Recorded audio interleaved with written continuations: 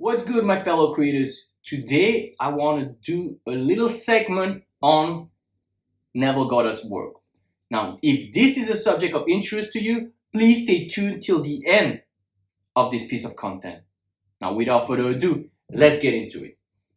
Neville Goddard wrote, "Therefore, when you know what you want, you need to concentrate exclusively on the feeling of the wish fulfilled until it fills the mind and crowds out all other ideas out of consciousness. Your level of attention is the measure of your inner force. Therefore, you need to focus on the wish fulfilled until everything else will disappear from consciousness first and then from your reality." Now, when it comes to this, it's so important to live in the end of the wish fulfilled. Not only one day, not only when you affirm, but consistently over time until it feels natural, completely natural, that you don't need to do it as much, or you just keep on doing it until you see what you have imagined in your reality. Now, for most of us, especially at the beginning, we need to do it consistently until we get the results, or until we feel so confident and natural in what we're doing that we can stop doing it, or at the very least, do it less often. The way I see it is like when you start doing this process and it becomes so natural to you that you understand that when you're affirming and when you're doing this, you understand that you are the God of your own reality. The mind is the father of all things, and this is your reality because you have imagined it. Now you will see that you will not even know, it's something you'll feel that you don't need to do it as often because it's so natural and you're doing it so many times, and you understand that you do not need to do it for the sake of doing it. You just do it to almost like a game, not like a chore. It should never be a chore. It should be something that is light and easy and effortless. Now, why am I saying this? It is important to know that yes, you need to live in the end consistently over time. That's very true. And it is something you need to sustain attention. But you have to understand when you sustain, and that's why I mentioned that you need to see it as something lighthearted, something fun, something enjoyable, or at the very least something neutral. But you cannot do it consistently when you are feeling the lack. What I mean by that, we do these processes because we live in the end. When you live in the end, it means one thing and one thing only, that what you want is already yours. Therefore, there should not be any feeling of lack. Now, let me make it very clear. At the beginning, when you start doing it, there will be some lack, some doubts, etc. It is completely normal. Like anything else, when you start, it will not be the easiest thing you're doing. However, over time, when you have the discipline and you have put in the reps, it will get easier and easier. So at the beginning, it's normal. But if you're doing this for a while and you're still doing it while affirming, flipping your thoughts, visualizing, you have a strong feeling of doubt, of yearning, then it means you're not living in the end, and that's what you need to let go of. You don't need to let go of the practice, so to speak. You need to let go of the feeling of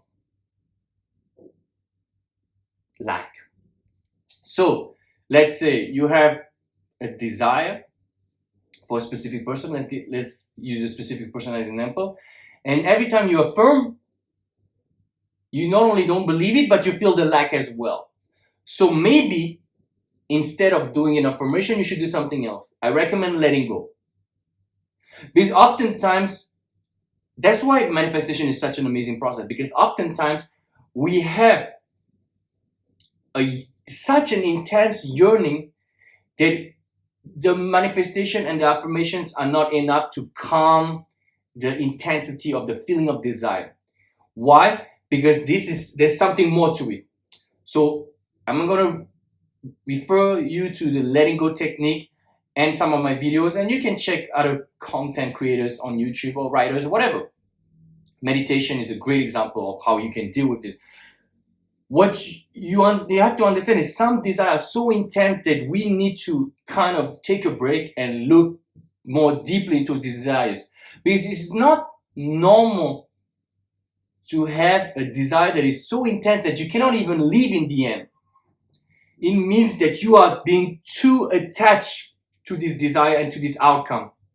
And in order to be able to live in the end of this desire, you need to let go of a lot of the intensity behind this desire. And what I mean by this intensity, the detachment that creates this intensity. And how do you do this? Simple. You meditate upon this, you let it go. When it happens, you let go of the feeling.